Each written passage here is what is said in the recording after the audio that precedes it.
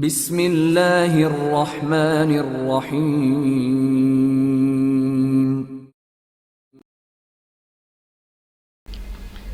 Camp ریکرز Imran series, مصنف مظہر کلیم M اے۔ پہلا باب۔ دیو ہے کہ چھاتا بردار طیارہ گہرے اندھیرے میں تاریکی کا سینہ چیرتے ہوئے آگے بڑھا چلا جا رہا تھا۔ اس طیارے میں پائلٹ کے علاوہ 11 افراد سوار تھے۔ ان سب نے پیراشوٹ باندھ رکھے تھے۔ ان کی پشت پر کینوس کے موٹے موٹے تھیلے لدے ہوئے تھے اور وہ سب خاموش بیٹھے ہوئے تھے۔ ان سب کے چہروں پر گہری سنجیدگی طاری تھی، یوں لگتا تھا جیسے وہ کسی گہری سوچ میں غرق ہوں۔ چھاتا بردار طیارہ اندھیرے کا جز بنا ہوا تھا۔ پائلٹ کی نظریں سامنے ڈائل پر روشن ایک نقطے پر جمی ہوئی تھیں۔ یہ نقطہ ہی اسے راستہ دکھا رہا تھا اور وہ اس نقطے کی حرکت کے مطابق دیوہیکل جہاز کو اڑائے لیے چلا جا رہا تھا کہ اس خاموشی میں اچانک ایک کے بولنے سے تھرتھراہٹ سی پیدا ہوئی۔ خاموشی یوں ٹوٹی کہ سب چونک پڑے۔ اگر میرا پیراشوٹ بروقت نہ کھلا تو کیا ہوگا؟ بولنے والے نے بڑے خوفزدہ لہجے میں کہا۔ تو تم نیچے گر کر مر جاؤ گے، بس، اور کیا ہوگا؟ ساتھ بیٹھے ہوئے بڑے مطمئن سے لہجے میں جواب دیتے ہوئے کہا۔ ارے باپ رے، مر جاؤں گا؟ یار، یہ موت پیراشوٹ میں چھپی بیٹھی ہوئی ہے کہ جیسے پیراشوٹ نہ کھلے وہ دبوچ لیتی ہے۔ پہلے نے بڑے فلسفیانہ لہجے میں کہا۔ پلیز ایسے موقع پر بدشگونی کی باتیں نہ کرو۔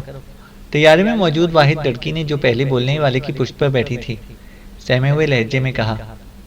تو بدشگونی کے لیے کوئی خاص موقع ہوتا ہے؟ چلو مجھے وہ موقع بتا دو، کم از کم مجھے یہ تو پتہ چلے گا کہ کس موقع پر بدشگونی کی باتیں اچھی لگتی ہیں۔ پہلے بولنے والے نے کہا۔ وہ موقع ہوتا ہے کسی کی شادی کا، کیونکہ شادی مجسم بدشگونی ہوتی ہے مرد کے لیے، ایک اور نے ہنستے ہوئے کہا۔ تم چپ رہو، جب اچھی باتیں کرنی نہیں آتی تو خواہ مخواہ چونچ کھولنے کا کیا فائدہ؟ ایک اور نے اسے ڈانٹتے ہوئے کہا۔ یہ سب لوگ عمران اور اس کے ساتھی سیکرٹ سروس کے ممبرز تھے، اور بدشگونی کی باتیں کرنے والا ظاہر ہے عمران کے سوا اور کون ہو سکتا ہے۔ آج صبح X2 نے انہیں دانش منزل میں اکٹھا کیا اور پھر انہیں اس مشن پر جانے کی تیاریوں کا حکم دے دیا۔ عمران ان کا لیڈر مقرر ہوا اور جولیا کو نائب لیڈر بنایا گیا۔ مشن کے متعلق صرف اتنا بتایا گیا کہ انہیں ہمسایہ ملک کافرستان کے غیر آباد پہاڑوں میں موجود ایک خفیہ اڈے کو تباہ کرنا ہے، اور بس۔ اور پھر آدھی رات کے وقت انہیں خفیہ اڈے پر پہنچا دیا گیا، جہاں انہیں پیراشوٹ باندھ کر اس طیارے میں سوار ہونا تھا۔ عمران بھی خلاف معمول خاموش تھا، لیکن زیادہ دیر تک عمران کے لیے خاموش بیٹھنا بھی ناممکن تھا، اس لیے آخر وہ بول ہی پڑا۔ بھائی، تنویر کو چونچ کھولنے کا موقع کوئی دیتا نہیں۔ پلیز جولیا، یہ چونچ کھولے تو اسے چوک دے دینا۔ عمران نے بڑے سنجیدہ لہجے میں کہا۔ شٹ اپ، تمہیں بات کرنے کی تمیز ہی نہیں ہے، آ جاتے ہیں لیڈر بن کے۔ تنویر بری طرح بھڑک اٹھا۔ ظاہر ہے عمران کا فکرہ تنویر کو برا لگنا ہی تھا، کیونکہ مادہ پرندہ اپنے بچوں کو چونچ کے ذریعے چوک ڈالتی ہے، اس لیے عمران نے جولیا کو تنویر کی ماں بنا دیا تھا۔ تنویر، ہم کسی سیاسی جلسے میں تو شرکت کرنے کے لیے جا نہیں رہے کہ صرف اچھی باتیں کرنے والا ہی لیڈر بن سکتا ہے، صفدر نے ہنستے ہوئے کہا۔ جہاں بھی جا رہے ہو، چاہے وہ جہنم ہی کیوں نہ ہو، لیکن لیڈر کو بات کرنے کا سلیقہ تو آنا چاہیے، تنویر نے برا سا منہ بناتے ہوئے کہا۔ ہوشیار ہو جائیں، ٹارگٹ قریب آ رہا ہے۔ اچانک پائلٹ کی آواز کمرے میں گونجی اور وہ سب سنبھل کر بیٹھ گئے۔ طیارہ خاصی تیز رفتاری سے آگے بڑھا چلا جا رہا تھا اور پھر طیارے کی رفتار آہستہ ہونا شروع ہو گئی۔ اس کے ساتھ ہی ایک سائڈ پر بنے ہوئے دروازے پر سرخ رنگ کا بلب تیزی سے جلنے بجھنے لگا۔ اس کا مطلب تھا کہ طیارہ ٹارگٹ پر پہنچ چکا ہے۔ جیسے ہی سرخ بلب جلنے لگا، عمران جو دروازے کے قریب بیٹھا تھا اچھل کر کھڑا ہوا اور تیزی سے دروازے کی طرف بڑھا۔ اسے ہینڈل گھما کر دروازے کو زور سے دوسری طرف دبایا تو دروازے کا پٹ طیارے کی دیوار میں گھستا چلا گیا اور سرد ہوا کے تیز جھونکے اندر آنے لگے۔ باقی سب لوگ بھی اپنی اپنی جگہوں پر سے اٹھ کر کھڑے ہوئے۔ انہوں نے نشستوں کے اعتبار سے چھلانگیں لگانی شروع کر دی۔ عمران نے سر پر پہنا ہوا ہیلمٹ ٹھیک کیا اور پھر جیسے ہی سرخ بلب کی جگہ سبز لائٹ جلی، اس نے ایک لمحے کے لیے پیچھے مڑ کر دیکھا۔ دوسرے ہی لمحے اس نے دروازے سے باہر پھیلے ہوئے گھپ اندھیرے میں چھلانگ لگا دی۔ اندھیرے نے اسے ایک لمحے میں یوں نگل لیا جیسے اس کا کبھی وجود ہی نہ رہا ہو۔ عمران کے جانے کے 1 منٹ بعد صفدر نے بھی چھلانگ لگا دی، اور اسی طرح 1 منٹ کا وقفہ دے کر وہ سب باری باری چھلانگیں لگاتے چلے گئے۔ سب سے آخر میں جوانا کا نمبر تھا۔ یہ چھلانگ اس کی زندگی کی پہلی چھلانگ تھی۔ اس نے آج تک پیراشوٹ سے نیچے چھلانگ نہ لگائی تھی، اس لیے اس کا دل بڑے زور زور سے دھڑک رہا تھا اور اسے یوں محسوس ہو رہا تھا جیسے وہ موت کے گہرے اور اندھیرے غار میں ڈوبنے والا ہو۔ جس وقت عمران نے اس سے پوچھا تھا کہ اسے پیرا ٹروپنگ آتی ہے تو اس نے نہ جانے کس خیال کے تحت اسباب میں سر ہلا دیا تھا، اور اس لیے عمران نے اسے ٹیم میں شامل کر لیا تھا، ورنہ شاید وہ اسے پیچھے ہی چھوڑ آتا۔ اس کے بعد جوانا نے یہ کہنا اپنی توہین سمجھی کہ وہ عمران کو کہے کہ اسے پیراشوٹ سے چھلانگ لگانی نہیں آتی۔ ویسے اس نے طیارے میں بیٹھے بیٹھے ساتھ موجود جوزف سے بنیادی باتیں پوچھ لی تھیں۔ اس نے انداز ایسا اختیار کیا تھا کہ وہ جوزف کو ذرا برابر بھی شک نہ پڑا کہ جوانا کو پیرا ٹروپنگ نہیں آتی، ورنہ ظاہر ہے جوزف اسی وقت عمران کو کہہ دیتا اور پھر عمران اسے یہیں سے واپس بھجوا دیتا۔ لیکن ایک بار طیارے میں سوار ہو جانے کے بعد اب وہ پیچھے ہٹنا نہ چاہتا تھا، اور یہ جوانا کی فطرت تھی کہ جس بات پر وہ ایک قدم آگے بڑھا لے پھر اس سے پیچھے ہٹنا وہ اپنی مردانگی کی توہین سمجھتا تھا۔ البتہ جب اس نے باری باری سب لوگوں کو باہر اندھیرے میں چھلانگیں لگاتے دیکھا تو اسے صحیح معنوں میں احساس ہوا کہ پیراشوٹ سے اس طرح چھلانگ لگانا کتنا کٹھن کام ہے۔ جب جوزف نے بھی باہر چھلانگ لگا دی تو جوانا آگے بڑھا اور دروازے پر آ کر جھجک کر رک گیا، کیونکہ اس کی باہر چھلانگ لگانے کی ہمت نہ ہو رہی تھی۔ کود جاؤ جلدی، پائلٹ نے چیخ کر کہا، اور جوانا نے ہمت کر کے باہر چھلانگ لگا دی۔ جیسے ہی اس کے قدموں نے طیارے کے فرش کو چھوڑا اسے یوں محسوس ہوا جیسے وہ کسی گہری اور اندھیری کار میں گرتا چلا جا رہا ہو۔ اس کے گرنے کی رفتار اس قدر تیز تھی کہ اس کا دماغ چکرانے لگا۔ سائیں کی تیز آواز سے ایک سیاہ ہیولا سا اس کے جسم کے اوپر سے گزرتا چلا گیا۔ جوانا نے تیزی سے بیلٹ کے ساتھ بندھی ہوئی ڈوری کو کھینچنا چاہا، مگر تیز ہوا کی وجہ سے ڈوری کا سرا اس کے ہاتھ نہ آ رہا تھا۔ وہ اور بھی گھبرا گیا، چونکہ اس کا سر نیچے اور ٹانگیں اوپر تھیں، اس لیے بھی اسے ہاتھ بیلٹ تک لے جانے میں شدید تکلیف ہو رہی تھی۔ اسے یوں محسوس ہو رہا تھا جیسے اگر چند لمحے مزید پیراشوٹ نہ کھلا تو وہ بے ہوش ہو جائے گا۔ اسے تیزی سے دونوں ہاتھ مار کر رسی کے سرے کو پکڑنے کی کوشش کی، جس کو کھینچنے سے پیراشوٹ کھلتا تھا، لیکن ڈوری کا کہیں وجود ہی نہ تھا، کیونکہ اس کا جسمانی وزن بھی بہت زیادہ تھا، اس لیے اس کے نیچے گرنے کی رفتار بھی بے حد تیز تھی۔ اب اس کا ذہن بھی اندھیروں میں ڈوبا جا رہا تھا، اور پھر ڈوبتے ہوئے ذہن کے ساتھ اس نے آخری بار ڈوری تلاش کرنے کی کوشش کی، لیکن ڈوری اسے نہ مل سکی، اور اس کے ساتھ ہی اس کا ذہن بھی اس کا ساتھ چھوڑ گیا، اور وہ بے ہوش ہو کر کٹے ہوئے شہتیر کی طرح سر کے بل نیچے اندھیرے کی اتاہ گہرائیوں میں گرتا چلا گیا۔ اونچی اور غیر آباد جھاڑیوں کے درمیان ایک ہموار میدان کی ایک سائڈ پر جنگل سے کٹی ہوئی لکڑیوں کا ایک جھونپڑا بنا ہوا تھا۔ اس جھونپڑے کے اوپر اتنے گھنے درخت جھکے ہوئے تھے کہ جھونپڑا جنگل کا ایک حصہ ہی معلوم ہوتا تھا۔ جھونپڑے کے اندر لکڑیوں کی کرسیوں پر 3 افراد بیٹھے ہوئے تھے۔ انہوں نے درمیان میں رکھی ہوئی ایک بڑی سی میز پر ایک نقشہ پھیلا رکھا تھا۔ ان کے قدموں کے نیچے زمین سے ہلکی ہلکی دھمک کی آوازیں سنائی دے رہی تھیں، یوں لگ رہا تھا جیسے زمین کے نیچے کہیں بھاری مشینیں چل رہی ہوں۔ کام کی کیا پوزیشن ہے مائیکل؟ چیف معائنے کے لیے آنے والا ہے، ایک ادھیڑ عمر کے آدمی نے دوسرے سے مخاطب ہو کر کہا۔ کام بس ختم ہونے کے قریب ہے، زیادہ سے زیادہ 2 دن کا کام بقایا ہے، اس کے بعد یہ کیمپ کام کرنے کے لیے پوری طرح تیار ہو جائے گا، مائیکل نے جواب دیا۔ سوچ لو، کام میں کوئی کوتاہی نہیں ہونی چاہیے، چیف اس معاملے میں انتہائی سخت ہے، ادھیڑ عمر آدمی نے تشویش بھرے لہجے میں کہا۔ تم میرے کام کی فکر نہ کرو، وہ ٹھیک ہے، البتہ میں محسوس کر رہا ہوں کہ تم سیکیورٹی سے لاپرواہی برت رہے ہو۔ کیوں بلیکی؟ مائیکل نے ادھیڑ عمر آدمی کو جواب دیتے ہوئے اپنے تیسرے آدمی سے مخاطب ہو کر کہا۔ نہیں، مجھے تو اس قسم کا کوئی احساس نہیں ہوا، نارمن کے آدمی پوری طرح مستعد ہیں، کبھی ہیکل بلیکی نے جواب دیا۔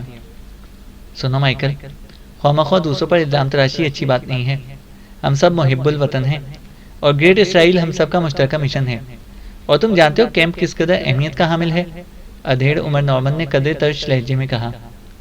ارے تم تو ناراض ہو گئے ہو، میں تو بس مذاق کر رہا تھا، ورنہ میں نہیں دیکھ رہا کہ تمہارے آدمی واقعی انتہائی مستعدی کے ساتھ کام کر رہے ہیں، مائیکل نے ہنستے ہوئے کہا، اور مائیکل کی چڑھی ہوئی تیوریاں اتر گئیں، اس کا چہرہ نارمل ہو گیا۔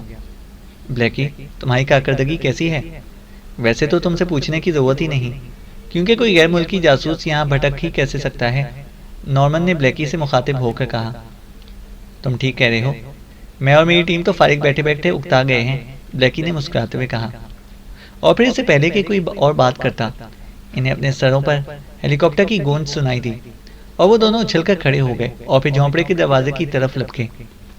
باہر آ کر وہ دروازے کے پاس ہی رک گئے کیونکہ ایک ہیلی کاپٹر سامنے کے میدان میں اتر رہا تھا۔ ہیلی کاپٹر کے پیرس جیسے ہی زمین سے لگے، ہیلی کاپٹر کا دروازہ کھلا اور ایک لمبا تڑنگا لہیم شہیم آدمی اوور کوٹ اور سر پر ٹوپی پہنے نیچے اترا اور پھر تیز تیز قدم اٹھاتا ان تینوں کی طرف بڑھتا چلا آیا۔ یہ اسرائیل کی سیکرٹ سروس GP5 کا انچارج کرنل ڈیوڈ تھا، انتہائی شفاق اور ظالم آدمی۔ پورا اسرائیل اس سے کانپتا تھا۔ یہ مشن خصوصی طور پر کرنل ڈیوڈ کی نگرانی میں دیا گیا تھا، اس لیے کرنل ڈیوڈ دوسرے تیسرے روز خفیہ طور پر اسرائیل سے یہاں کیمپ کی نگرانی اور دیکھ بھال کے لیے آتا تھا۔ نارمن اور بلیکی دونوں GP5 کے آدمی تھے۔ نارمن کا تعلق GP5 کے تیسرے ڈویژن سے تھا، وہ اس ڈویژن کا انچارج تھا۔ اس ڈویژن کو کسی بھی زیر زمین اڈے کی حفاظت کی مخصوص تربیت دی گئی تھی۔ چونکہ یہ کیمپ تمام تر زیر زمین تیار کیا جا رہا تھا، اس لیے کرنل ڈیوڈ نے نارمن اور اس کے ساتھیوں کو یہاں سیکیورٹی کے لیے تعینات کیا تھا، جبکہ بلیکی کا تعلق GP5 کے تیسرے ڈویژن سے تھا، جن کا کام غیر ملکی سیکرٹ ایجنٹوں سے نمٹنا تھا۔ بلیکی بلیک ٹائگرز کا انچارج تھا، انتہائی لڑاکا، بے مثال نشانے باز، چالاک اور ذہین آدمی تھا۔ اسرائیل میں اس کے شعبے کی کارکردگی بے مثال تھی۔ اسے کرنل ڈیوڈ نے بلیکی کو یہاں اس لیے تعینات کیا تھا کہ اگر کوئی غیر ملکی سیکرٹ ایجنٹ اس کیمپ کی تلاشی یا اسے تباہ کرنے کے لیے آئے تو وہ ان سے نبٹ سکے۔ بلیکی اپنے 10 خاص ساتھیوں کے ساتھ یہاں آیا تھا۔ اس کیمپ کو تعمیر ہوئے 5 ماہ کا عرصہ ہو گیا تھا۔ دراصل اسرائیل پاک ایشیا میں ایٹمی ٹیکنالوجی پر ہونے والی ریسرچ سے بہت خوفزدہ تھا۔ اسے یقین تھا کہ اگر پاک ایشیا نے ایٹم کا دھماکہ کر دیا اور ایٹم بم تیار کر لیا تو پھر پورا مشرق وسطی اس سے فائدہ اٹھا سکے گا۔ اس طرح اسرائیل کے وجود کو خطرہ لاحق ہو جائے گا۔ اس طرح انہوں نے پہلے ایک اسلامی ملک عراق کی ایٹمی تنصیبات اور لیبارٹری پر حملہ کر کے اسے تباہ کر دیا تھا، لیکن پاک ایشیا پر وہ براہ راست حملہ نہ کر سکتے تھے، کیونکہ ایک تو اسرائیل سے پاک ایشیا کا فضائی راستہ کافی طویل تھا، اور اس طویل راستے کو طے کر کے اسرائیل کے جنگی جہاز پاک ایشیا کی ایٹمی لیبارٹریز اور تنصیبات پر حملہ نہ کر سکتے تھے۔ دوسرا راستے میں تمام اسلامی ممالک تھے، اس لیے بھی انہیں خطرہ تھا، لیکن اس کے باوجود اسرائیل یہ برداشت نہ کر سکتا تھا کہ پاک ایشیا ایٹمی ٹیکنالوجی میں پیش رفت کرتا چلا جائے اور اس طرح اس کے وجود کے لیے خطرہ بن جائے۔ چنانچہ اس کے لیے انہوں نے پاک ایشیا کے ہمسایہ اور دشمن ملک سے گٹھ جوڑ کر لیا۔ کافرستان یوں تو غیر جانبدار ملک تھا اور مشرق وسطی کے اسلامی ممالک سے تعلق رکھنے کے لیے اس نے اسرائیل کو تسلیم نہ کرنے کا ڈھونگ رچا رکھا تھا، لیکن در پردہ اس کے اسرائیل سے بہت گہرے تعلقات تھے اور دونوں ممالک خفیہ طور پر ایک دوسرے کی امداد کرتے رہتے تھے۔ چنانچہ کافرستان پاک ایشیا کے خلاف اسرائیل کی مدد کرنے پر تیار ہو گیا تھا، چونکہ وہ اپنا کوئی اڈا کھلے عام اسرائیلی طیاروں کی ریفلنگ کے لیے استعمال کرنے کی اجازت نہ دے سکتا تھا، کیونکہ اس طرح پوری دنیا اس کے خلاف ہو جاتی۔ چنانچہ اس نے ایک غیر آباد پہاڑی علاقے میں اسرائیل کو ایک خفیہ اڈا بنانے کی اجازت دے دی۔ اسرائیل نے اسے یہ لالچ دیا تھا کہ اس خفیہ اڈے کو استعمال کرنے کے بعد وہ اسے کافرستان کے حوالے کر دے گا، اور اس طرح کافرستان کو ایک بنا بنایا انتہائی جدید قسم کا خفیہ اڈا مفت میں مل جائے گا، اور ساتھ ہی اس کا ہمسایہ ملک جس کے ساتھ اس کی روز اول سے دشمنی تھی، اس اڈے کی وجہ سے ایٹمی ٹیکنالوجی میں بہت پیچھے رہ جائے گا۔ چنانچہ اجازت ملنے کے بعد اسرائیلی جنگی ماہرین نے اس علاقے کا سروے کیا اور پھر خفیہ اڈے پر اس کی تعمیر کے لیے بھاری مشینری اور ماہرین بھیجے گئے، اور اڈے کی تعمیر کا کام انتہائی تیز رفتاری سے شروع کر دیا گیا، اور اب اڈا بالکل تعمیر ہونے کے قریب تھا۔ وہ سب اس لیے خوش تھے کہ اب تک کسی کو بھی اس اڈے کی تعمیر کا علم نہ ہوا تھا۔ اس اڈے کو کیمپ کا کوڈ نام دیا گیا تھا تاکہ اگر کوئی خفیہ رپورٹ یا ٹرانسمیٹر کال کیچ بھی ہو جائے تو اصل منصوبے کی کسی کو ہوا تک نہ لگ سکے۔ مائیکل اس اڈے کی تعمیر کا انچارج تھا۔ وہ اسرائیل کا ماہر ترین جنگی انجینئر تھا اور اس نے اسرائیل میں اس قسم کے کئی کامیاب اڈے تعمیر کیے تھے، اس لیے اسے اس اڈے کی تعمیر کا انچارج بنایا گیا تھا۔ تمام اڈا زیر زمین بنایا گیا تھا، اس لیے طیاروں کے داخلے کے لیے براہ راست راستے کا انتظام کیا گیا تھا جو طیاروں کی آمد پر خود بخود کھل جاتا تھا۔ اس طرح طیارے فضا ہی سے براہ راست اڈے میں داخل ہو سکتے تھے۔ اس اڈے میں ایک بہت بڑا رن وے بنایا گیا تھا اور ساتھ ہی فلنگ اسٹیشن بھی تھا۔ زمین دوز بڑے بڑے ٹینک تیار کیے گئے تھے، اور یہ ٹینک اتنے بڑے تھے کہ اس میں 12 سے زائد طیاروں میں بیک وقت تیل بھرا جا سکتا تھا۔ اس اڈے میں تمام مشینری آٹومیٹک تھی۔ طیاروں کی اندر آمد اور رن وے پر اترنے سے لے کر فلنگ اور دوبارہ واپسی تک کا تمام کام کمپیوٹر کنٹرول کرتے تھے۔ اس طرح کسی غلطی کا کوئی امکان نہ تھا۔ پہاڑوں کے اوپر جنگلوں میں نارمن کے آدمی خفیہ طور پر پہرا دیتے تھے۔ وہ دور دور تک پھیلے ہوئے تھے۔ اسی طرح ایک گھنے درخت میں ایک ایسا آلہ بھی لگایا گیا تھا جو دور دور تک گزرنے والے طیاروں اور ہیلی کاپٹروں کو چیک کرتا تھا، تاکہ اگر کوئی دشمن جہاز اس اڈے کے قریب سے گزرے تو اسے کور کیا جا سکے۔ کرنل ڈیوڈ تیز تیز قدم اٹھاتا مائیکل اور اس کے ساتھیوں کی طرف آیا۔ ان تینوں نے کرنل ڈیوڈ کو باقاعدہ فوجی انداز میں سلیوٹ کیا، اور کرنل نے سلیوٹ کا جواب دے کر باری باری تینوں سے مصافحہ کیا، اور پھر وہ ان کے ساتھ ہی جھونپڑے میں داخل ہو گیا۔ بڑی سی چوتھی کرسی پر بیٹھ گیا۔ مائیکل، نارمن اور بلیکی بھی دوسری کرسیوں پر بیٹھ گئے، اور پھر کرنل ڈیوڈ مائیکل سے نقشے کو لے کر اڈے کی تعمیر کے متعلق بات چیت کرنے لگا۔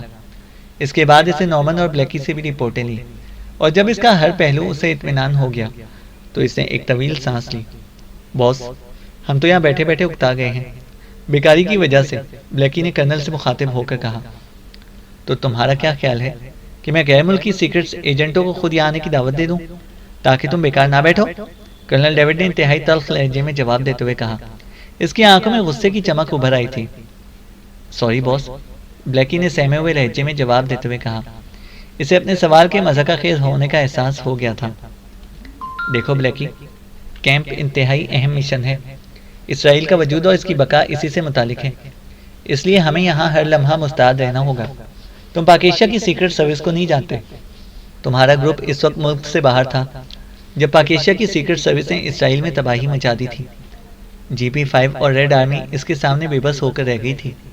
ہم اس مشن کو مکمل کر کے نہ صرف پاک ایشیا سے بلکہ اس ملک کی سیکرٹ سروس سے بھی انتقام لینا چاہتے ہیں، اور مجھے سب سے بڑا خطرہ اسی پاک ایشیائی سیکرٹ سروس سے ہے۔ اگر انہیں اس اڈے کے متعلق ذرا سی بھی بھنک پڑ گئی تو پھر وہ ہم پر چڑھ دوڑیں گے، اس لیے تمہیں پوری طرح مستعد رہنا ہوگا۔ کرنل ڈیوڈ نے اس بار نرم لہجے میں بلیکی کو سمجھاتے ہوئے کہا۔ سر، آپ قطعاً بے فکر رہیں، ہم پوری طرح مستعد ہیں، اور جہاں تک پاک ایشیا سیکرٹ سروس کا تعلق ہے، اس کا ٹکراؤ اب تک بلیک ٹائیگر سے نہیں ہوا، ورنہ انہیں معلوم ہو جاتا کہ ہم کون ہیں۔ بلیکی نے بڑے فخریہ لہجے میں بات کرتے ہوئے کہا۔ خدا نہ کرے پڑے بھی نہ۔ اچھا مائیکل، مجھے اڈا چیک کراؤ، پھر میں نے واپس بھی جانا ہے، کرنل ڈیوڈ نے اٹھتے ہوئے کہا، اور اس کے اٹھتے ہی وہ تینوں بھی اٹھ کر کھڑے ہو گئے۔ پھر کرنل ڈیوڈ کے ہمراہ جھونپڑے سے نکل کر خفیہ اڈے کی طرف چلا گیا، اور پھر وہ دونوں واپس جھونپڑے میں آ گئے۔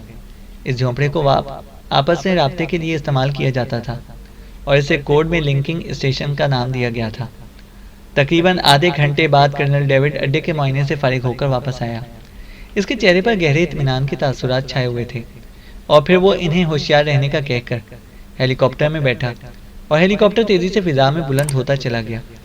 کرنل ڈیوڈ کے جانے کے بعد وہ تینوں بھی اپنے اپنے کاموں کی طرف نکل گئے، اور جھونپڑا خالی ہو گیا۔ جوانوں کو جب ہوش آیا تو اس نے اپنے آپ کو ایک تنگ سے کمرے کے فرش پر پڑا ہوا پایا۔ کمرے کی چھت سے لٹکا ہوا بلب جل رہا تھا۔ اس کے دونوں ہاتھوں کو پشت کی طرف کر کے ان میں لوہے کی ہتکڑیاں ڈال دی گئی تھیں۔ اس کا لباس ابھی تک گیلا تھا، البتہ اس کے جسم پر ایک کمبل موجود تھا، اور حیرت انگیز طور پر اسے کسی قسم کی سردی کا احساس نہیں ہو رہا تھا۔ البتہ اس کے پورے جسم میں درد کی لہریں سی چل رہی تھیں۔ آنکھیں کھلتے ہی اس نے اٹھ کر بیٹھنے کی کوشش کی، لیکن وہ اپنے ارادے میں کامیاب نہ ہو سکا، کیونکہ اس کے بازوؤں کو زنجیروں کی مدد سے زمین میں نصب ایک کڑے کے ساتھ باندھ دیا گیا تھا۔ جوانا حیرت سے ادھر ادھر دیکھنے لگا۔ اسے جہاز سے چھلانگ لگانے کے بعد ڈوری کی تلاش کا واقعہ یاد آ گیا، مگر اس کے بعد کیا ہوا اس کا اسے قطعاً کوئی احساس نہ تھا۔ بے ہوش ہونے سے قبل اس کے ذہن میں یہی احساس ابھرا تھا کہ اس کا جسم سخت زمین سے ٹکرا کر لوتھڑوں کی شکل میں تبدیل ہو جائے گا، مگر وہ اس چھوٹے سے کمرے میں صحیح سلامت پڑا ہوا تھا۔ لباس کے گیلے ہونے کا اسے احساس ہو رہا تھا۔ چنانچہ اس نے آخرکار یہی اندازہ لگایا کہ بلندی سے گر کر وہ سخت زمین سے ٹکرانے کی بجائے کسی پانی کے حوض یا چشمے میں گرا ہے، جس کی وجہ سے اس کا جسم ٹوٹ پھوٹ سے تو بچ گیا ہے، مگر اس طرح وہ دشمنوں کی قید میں آ گیا ہے، اور اب ظاہر ہے کہ وہ دشمنوں کی قید میں ہے۔ لیکن اسے یہ قطعاً علم نہ تھا کہ دشمن کون ہے، کیونکہ اس نے عمران سے مشن کے متعلق کچھ پوچھا ہی نہ تھا، اور نہ ہی عمران نے مشن کے متعلق اسے خود کچھ بتایا تھا۔ لیکن اس کی حالت بتا رہی تھی کہ وہ دشمنوں کی قید میں ہے۔ ابھی وہ اپنی یہاں سے رہائی کے بارے میں سوچ ہی رہا تھا کہ کمرے کا دروازہ کھلا اور ایک لمبا تڑنگا قوی ہیکل آدمی اندر داخل ہوا۔ اس کے پیچھے اسی کی جسامت کے دو اور آدمی بھی تھے۔ ان دونوں کے ہاتھوں میں مشین گنیں تھیں اور وہ تینوں چہرے مہرے سے انتہائی درجے کے لڑاکے نظر آ رہے تھے۔ تو تمہیں ہوش آ گیا مسٹر نیگرو؟ سب سے پہلے اندر داخل ہونے والے نے بڑے طنزیہ لہجے میں پوچھا۔ ہاں، ابھی آیا ہے۔ کمبل ڈالنے کا بہت بہت شکریہ، جوانا نے بڑے مطمئن انداز میں جواب دیا۔ اس کا انداز ایسا تھا جیسے وہ دوستوں کی محفل میں بیٹھا ہو۔ تمہارا نام کیا ہے اور پاکیزیہ سیکرٹ سروس میں تمہارا عہدہ کیا ہے؟ اسی آدمی نے بڑے خونخوار لہجے میں پوچھا۔ میرا نام جوانا ہے اور میرا کسی سیکرٹ سروس سے کوئی تعلق نہیں، میں تو ماسٹر کلرز کا رکن ہوں، جوانا نے بڑے مطمئن انداز میں جواب دیتے ہوئے کہا۔ Master colours? اوہ، تو تم ماسٹر کلرز کی جوانا ہو، مگر تمہارا پاکیزیہ کی چھاتا بردار جہاز سے کودنے کا کیا مقصد؟ پوچھنے والے نے انتہائی حیرت زدہ لہجے میں کہا۔ ہم نے وہ جہاز اغوا کیا تھا تاکہ ہم کافرستانی حکام کی نظروں میں آئے بغیر یہاں داخل ہو سکیں۔ بدقسمتی سے میرا پیراشوٹ نہ کھل سکا اور میں بے ہوش ہو گیا، جوانا نے بڑے اطمینان بھرے لہجے میں کہا۔ اوہ، مگر تمہارا یہاں آنے کا مقصد؟ اس آدمی نے پوچھا۔ ماسٹر کلرز کا کیا مقصد ہو سکتا ہے؟ اگر تم ماسٹر کلرز سے واقف ہو تو پھر یقیناً مقصد سے بھی واقف ہوگے، جوانا نے جواب دیا۔ پھر بھی تم مجرم ہو، اور سنو، مجھے بیوقوف بنانا آسان نہیں ہے۔ میرا نام بلیکی ہے، بلیکی۔ میں نے ماسٹر کلرز کے متعلق بہت کچھ سنا ہے۔ ماسٹر کلرز کبھی اکٹھے کسی مشن کی تکمیل کے لیے نہیں جاتے، وہ سب اپنے اپنے طریقے سے علیحدہ علیحدہ وار کرتے ہیں۔ بہرحال تمہارے ساتھیوں کی تلاش کی جا رہی ہے، اس وقت تک تم یہیں پڑے رہو گے۔ میں چاہتا ہوں کہ تمہارے ساتھی مل جائیں تو پھر اکٹھا ہی کام آگے بڑھایا جائے، بلیکی نے برا سا منہ بناتے ہوئے کہا۔ جو مرضی ہے سوچو، جو حقیقت تھی وہ میں نے بتا دی، جوانا کا لہجہ بے حد مطمئن تھا۔ ٹھیک ہے، پتہ چل جائے گا، بلیکی نے سر ہلاتے ہوئے کہا اور پھر واپس مڑ گیا۔ اس کے مسلط ساتھی بھی اس کے پیچھے مڑ کر دروازے سے باہر چلے گئے اور پھر دروازہ بند ہو گیا۔ جوانا نے ان کے جانے کے بعد ایک طویل سانس لیا اور پھر اس نے اپنے جسم کو زور سے جھٹکا دے کر کمبل کو ایک طرف ہٹایا اور خود اٹھ کر بیٹھنے کی کوشش کی، لیکن دونوں ہاتھ زنجیر سے بندھے ہونے کی وجہ سے وہ پوری طرح نہ بیٹھ سکا۔ البتہ اس کی پشت آدھی سے زیادہ زمین سے اڑ گئی تھی۔ جوانا چند لمحے کوشش کرتا رہا کہ کسی طرح زنجیر کو جھٹکا دے کر توڑ دے، لیکن بازو پشت پر ہونے کی وجہ سے وہ پوری طاقت لگا نہ سکا۔ دوسرے لمحے اس کے ذہن میں ایک اور ترکیب آ گئی۔ اسے دونوں بندھے ہوئے پیر ایک جھٹکے سے اٹھائے اور پھر وہ کلا بازی کھا گیا۔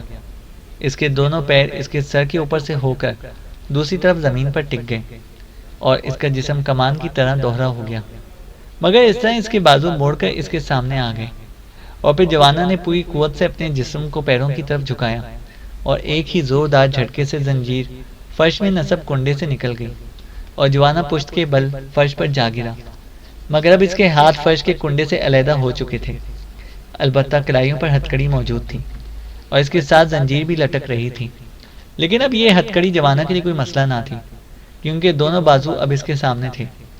وہ اٹھ کر کھڑا ہو گیا اور بازوؤں کو حت الوسع سینے کے قریب لاتے ہوئے ایک گہرا سانس لیا اور پھر پوری قوت سے جھٹکا دے کر دونوں بازوؤں کو مخالف سمت میں پھیلاتا چلا گیا۔ وہ اپنا پورا زور لگا رہا تھا۔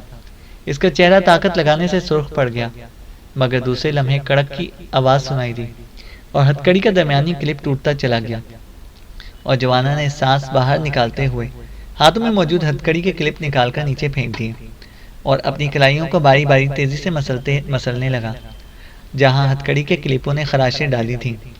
ہاتھ آزاد ہوتے ہی وہ زمین پر بیٹھ گیا اور پھر اس نے دونوں پنڈلیوں کے درمیان دونوں ہاتھ رکھے، انہیں ہاتھوں کی گرفت میں لیا اور زور سے مخالف سمت میں جھٹکے دینا شروع کر دیا۔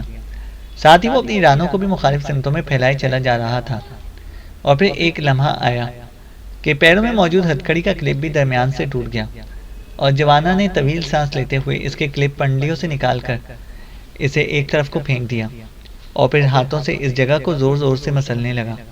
جوانا اپنی بے پناہ طاقت کی وجہ سے لوہے کی زنجیروں اور ہتھ کڑیوں سے اپنے آپ کو آزاد کرانے میں کامیاب ہو گیا تھا، ورنہ تو شاید کوئی اور انہیں اس طرح توڑنے کا تصور بھی نہ کر سکتا تھا۔ پنڈلیوں کو مسلنے کے بعد جوانا اٹھا اور پھر دروازے کی طرف بڑھنے لگا، مگر کسی خیال کے تحت تیزی سے مڑا اور اس نے فرش پر پڑی ہوئی زنجیر اور اس کے ساتھ موجود ہتھ کڑی کے کلپ اٹھا لیے۔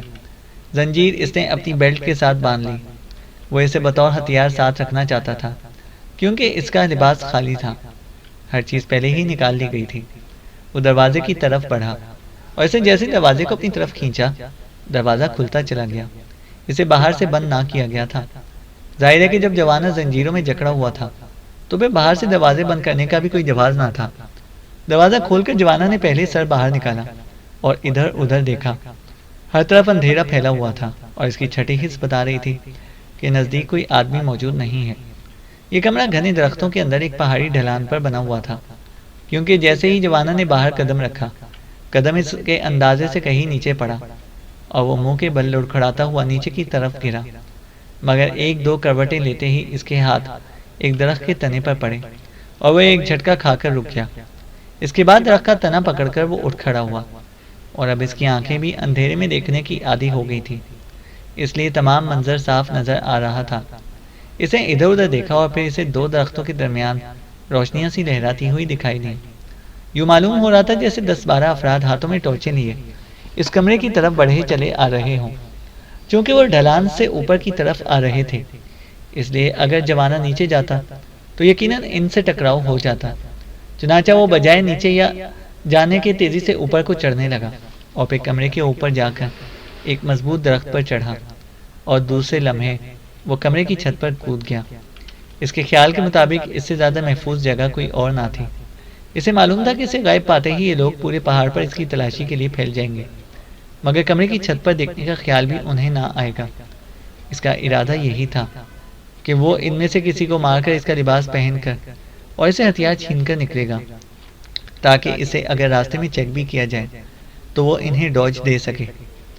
وہ چھت سے چپکا ہوا پڑا تھا اور منڈیر پر سے اس کی نظریں ان روشنیوں پر جمی ہوئی تھیں جو تیزی سے نزدیک آتی جا رہی تھیں۔